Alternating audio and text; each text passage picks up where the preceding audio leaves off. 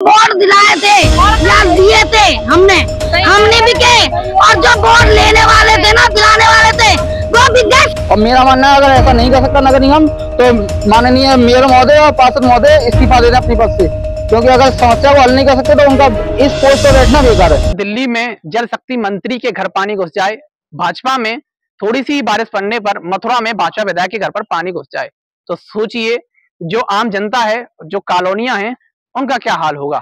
तस्वीरें में जो आप दृश्य दिखाई दे रहे हैं वह थाना हाईवे क्षेत्र के देवीपुरा इलाके के हैं। यहाँ स्थिति यह है कि लोग यहाँ पर रात को तो निकल नहीं सकते, लेकिन दिन पर भी जान जोखिम में डालकर निकलते हैं। गुस्सा यहाँ के लोग हैं, कहना है कि नगर निगम में आए हुए हमारे क्षेत्र को, जब से नगर निगम बना तभी से इनका क्षेत्र नगर निगम में आता है। वार्ड नंबर 24 अभी देवीपुरा है, लेकिन यहाँ पर आप देखेंगे तो स्थिति ऐसी है कि जैसे नगर पालिका में भी इनका विकास जस का तस ही हो और नगर निगम बनने के बाद भी जस का तस ही हो। तमाम लोग आज यहाँ पर मौजूद हैं, ये गुस्साए हुए हैं, इनके अंदर रोष है, कह रहे हैं कि क्या फायदा ट्रिपल इंजन सरकार का जब हमें जान जोखिम में डालकर रास्ता तय करना पड़े। यहाँ पे देख सकते हैं जल निकासी की कोई व्यवस्था नहीं है। कल बारिश पड़ी तो घुटनों घुटनों तक पानी भर गया, जिस वजह से हम भी यहाँ पर इनकी समस्या उठाने नहीं आ पाए। आज पानी कम हुआ तो लोगों के पास हम पहुंचे, बारी बारी से जानते हैं, पूछते हैं कब से समस्या की बनी हुई है। जी भैया, क्या नाम है आपका? मेरा नाम अभिषेक है। ये जो स्थिति यहाँ पर बनी हुई है कब से बनी हुई है? ये कई सालों से स्थिति है और जब से नगर निगम बना हुआ है तभी से ये स्थिति ज्यादा और बढ़ती जा रही है। मतलब नगर निगम बनने के बाद स्थिति सुधरनी चाहिए थी और बिगड़ती जा रही है। बिगड़ती जा रही है। तो यहाँ के जो स्थानीय पार्षद है उनसे आपने शिकायत की? कई बार शिकायत की जा चुकी है, माननीय नगर आयुक्त को सूचना और ज्ञापन दिया जा चुका है, जिलाधिकारी महोदय को भी कई बार सूचना दी जा चुकी है, जिसमें 2 बार IGRS पोर्टल पर शिकायत दर्ज हुई थी, जिसमें कि अधिकारियों ने बस अपनी आफत टाल करके रिपोर्ट लगाकर भेज दी कि एस्टिमेट बन चुका है, और पिछले 2 साल से एस्टिमेट बनने के बाद आज तक इसमें कोई भी कार्रवाई नहीं हुई है। इस क्षेत्र में आज तक एक भी ईंट का ढेला नहीं लगाया गया है। क्या कहना चाहेंगे आप? यहाँ देखने भी नहीं आते हैं जब से पार्षद हुए हैं, और कई बार कहा है हमने तो ऐसे ही टाल देते हैं, हाँ आपके बजट नहीं आया है, अभी ये नहीं आया, वो नहीं आया। तो आप लोग कैसे निकलते हैं यहाँ से? क्या हादसे भी यहाँ पर होते होंगे लगातार? अरे दीवार भी गिर जाती है, बहुत जल भराव हो जाता है, और कुछ किसी के पास में जाते थे, बोल देते हैं भैया देखेंगे समाधान करेंगे, इनका कोई समाधान नहीं हो रहा है। मेंबर कह रहा है पैसा नहीं आया ना पे, ऐसे ही काम होगा 10 साल तक, और 20 साल तक नहीं रहो तभी ऐसे ही रहेगा 20 साल तक। उनकी बसें भी यहाँ पर नहीं आ पाती होंगी? बिल्कुल नहीं आ पाती, कुछ भी नहीं आ रहा है ना पे, समस्या ज्यादा ही खराब है। जो सबसे बड़ी दिक्कत है वो यहाँ से स्कूल जाने वाले बच्चों के लिए है, क्योंकि आप देख रहे हैं परसों शाम को कल बारिश हुई थी, कल तो यहाँ 2-2 फीट के आसपास पानी था कुछ जगह पर, लेकिन आज भी स्थिति ये है कि आदमी घर से मार्केट तक नहीं जा पा रहा है। हम देख पा रहे हैं मकानों में भी दरार आ रही है जल भराव होने से, आप देख सकते हैं स्थिति है। बिल्कुल साहब, बहुत परेशानी है, बच्चों भी पढ़ने आते हैं, बच्चे गिर जाते हैं, स्कूल के बस्ते ले गिर जाते, बताइए पार्षद भी कोई सुनना नहीं है। मैं हेमा मालिनी के पास भी गए थे, हेमा मालिनी के पास, उनने भी कोई सुनवाई नहीं करी। देखो भैया ने कितने डॉक्यूमेंट बनवा रखे, कोई सुनवाई नहीं है। कैसी सरकार है ये, बताइए। मुख्यमंत्री से लेकर पार्षद तक को इन्होंने अपनी शिकायत दर्ज कराई है, लेकिन अभी तक सुनवाई कहीं नहीं हो पाई है। और स्थिति आप तस्वीरों में देख सकते हैं, बयां करने की आवश्यकता नहीं है, इनके शब्द बयां कर रहे हैं कि यहाँ पर क्या स्थिति है। लोगों की जो जुबान है वो बता रही है कि स्थिति यहाँ पर भयावह है, और नगर निगम बनने के बाद कह रहे हैं स्थिति और ज्यादा खराब हो गई। जी बाबूजी, इतनी यहाँ पर गंदगी व्याप्त है, इससे बीमारियां भी फैलती होंगी यहाँ पर? यहाँ पे सब वोट मंगाते सब आए आंटिया, और वोट के बाद में पैसा ले लेके बैठेंगे लोग, और वोट दबा दें दूसरे का। ऐसा महिलाओं के पास चलते हैं, क्योंकि महिलाएं दिन भर घर पर रहती हैं, उन्हें पता होगा यहाँ पर क्या स्थिति है। जी माता जी, ये स्थिति यहाँ पर जो बनी हुई है, आपको क्या क्या परेशानियों का सामना करना पड़ता है? भैया, इस नाले से पानी से ज्यादा हमारी जिंदगी कीड़ा है, ठीक है ना। दिन और बीमारी, बुखार, खांसी, दुनिया घर घर में पड़ी है। घर में से ज्यादा डॉक्टरों के पैसे बन रहे हैं, मगर ना कोई पार्षद आके मरता, ना कोई नेता, कोई कुछ नहीं कर पा रहा यहाँ पे। हम तो हो गए परेशान, और खूब पार्षद के पास गए, खूब सबके पास गए, ट्रैक्टर, ट्रॉली, टेम्पू ले लेके गए, मगर कुछ नहीं है। वो ये कहते हैं हमारा एरिया नहीं है, हमारा एरिया नहीं है। जब तुम्हारा एरिया नहीं है, और पूरी कॉलोनी ने वोट दिए, और दिलाने वालों ने भी कहते हैं हमें कोई नहीं है, हमारा कुछ नहीं है। अब यहाँ वो भी यही कहते हैं, जो पार्षद है वो भी कहता है हमारा कुछ नहीं है, कोई नहीं मर पाया। जब वोट मांगने वो आपके पास आए तो आपने उनसे कहा नहीं कि पहले स्थिति देखिए तब आप वोट मांगे? भैया, विश्वास कुछ होता है। उन्होंने कहा था मैं जब जब होगा 2 महीने बनवा दूंगा, 2 महीने बाद लग्गा लग जाएगा। 2 महीने का 4 बार हो गई, अभी तक नाली रोड ना कुछ नहीं बना, ना कुछ नहीं हुआ इसमें। और ऐसे लोग खा सकते हैं, पब्लिक को खा जाएंगे, मगर रोड नाली नहीं बनवाएंगे। ये जो स्थिति बनी हुई है इसी कॉलोनी में है, यहाँ पर क्षेत्र की और भी कॉलोनी पूरे भैया पीछे तक चलो देख लो आप, सब है पूरे, एक से गड्ढे सब पानी भर रहे हैं।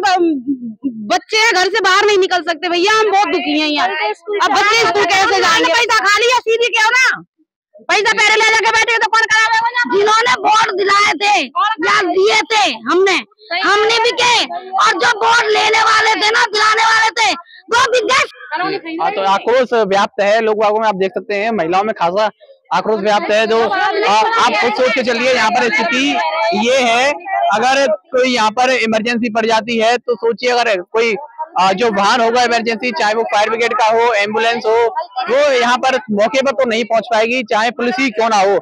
ये इतनी यहाँ पर स्थिति खराब है, बीमारियां भी यहाँ पर पनप रही हैं, बच्चे भी स्कूल नहीं जा पाते होंगे, ट्यूशन नहीं जा पाते होंगे।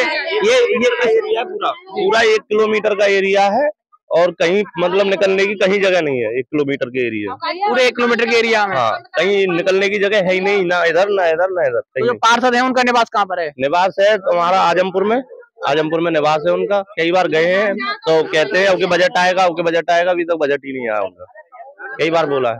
और जब से नगर निगम में आया है, जब से और हालत खराब हो गई है। प्रधान के पास तो चले जाते थे, अब तो प्रधान भी नहीं है, पार्षद मिलता भी नहीं है वहाँ। देखिए, इनके हाथ में आपको तमाम ज्ञापन, शिकायती पत्र दिखाई देंगे। थोड़ा अवगत कराना चाहूंगा कि 2/9/2022 को हमने माननीय नगर आयुक्त को एक ज्ञापन दिया था, जिसमें IAS पोर्टल के माध्यम से संदर्भ संख्या 922-145-000-26360 इस पर शिकायत दर्ज हुई थी, जिसमें कि ये दिखाया गया कि अभी इसका एस्टिमेट बनना है और बनने के बाद AE के माध्यम से उसको पेश किया जाएगा। उसके बाद जब 1 साल तक कोई भी इसमें काम नहीं हुआ और समस्या जस की तस रही, तो दोबारा से जब इसकी समस्या को लेकर हम जिलाधिकारी महोदय के पास गए, तो दिनांक संख्या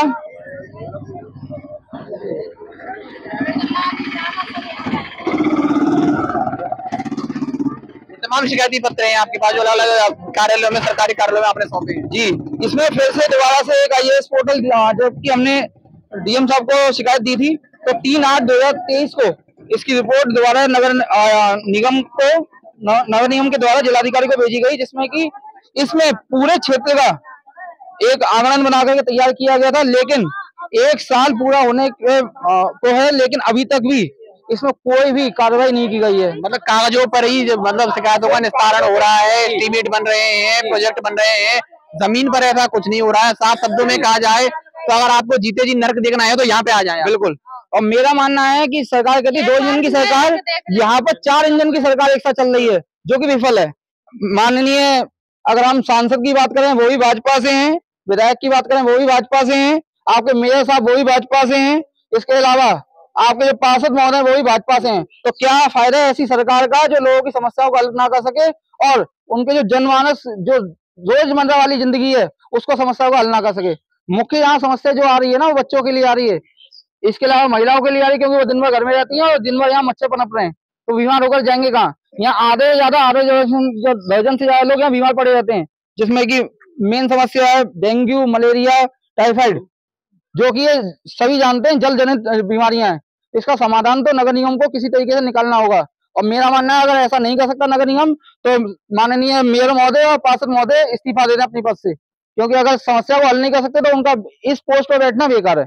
बिल्कुल। अगर आप सोच के चलिए कि अगर इसी स्थिति से, इसी जगह से अगर किसी अधिकारी को, किसी प्रतिनिधि को यहाँ से गुजरना पड़े तो उसके ऊपर क्या बीतेगी। तो ये लोग जब इस रास्ते से रोज आते जाते हैं, इनका निवास यहाँ पर है, इनके आशियाने यहाँ पर हैं, रोज ये जब यहाँ से आते जाते होंगे हिलते डुलते, और हो सकता है कुछ लोग गिर भी जाते हों यहाँ पर जो स्थिति है, तो फिर क्या यहाँ पर स्थिति पनपती होगी।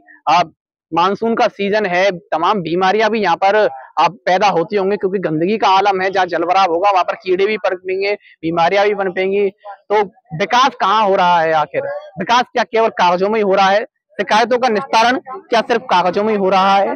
लोगों की जुबान में साफ साफ सुनाई दे रहा है, साफ साफ लोग कह रहे हैं कि आए, वोट मांगा, बड़े बड़े वादे किए, समय दिया, 1 महीना 2 महीना, और हाथ खड़े करके कह देते हैं कि हमारे बस की बात नहीं है। लोकसभा सांसद आपके पास, राज्यसभा सांसद आपके पास, 5 विधायक आपके पास, मेयर आपके पास, पूरी सत्ता आपके पास, केंद्र में आप, प्रदेश में आप, तो समस्या का निस्तारण आखिर क्यों नहीं? कहाँ फाइलें रुक रही हैं? कहाँ पर जो स्वीकृति है वो रुक रही है, या सिर्फ कागजों में हवाई दावों के तहत समस्याओं का निस्तारण हो रहा है? अपने सहयोगी आकाश शर्मा के साथ Anuj Bhardwaj. Mathura neuro super speciality hospital, emergency सेवा 24 घंटे उपलब्ध। अब आपको नहीं जाना पड़ेगा अपनी गंभीर बीमारियों के इलाज के लिए दिल्ली एनसीआर के महंगे अस्पतालों में, क्योंकि अब आपके मथुरा शहर में उपलब्ध मथुरा शहर के सबसे अनुभवी neuro surgeon doctor Praveen Kumar, doctor Rajat Arora. Mathura neuro super speciality hospital, Radhika Vihar, NH2 near Mandi Chauraha, Mathura.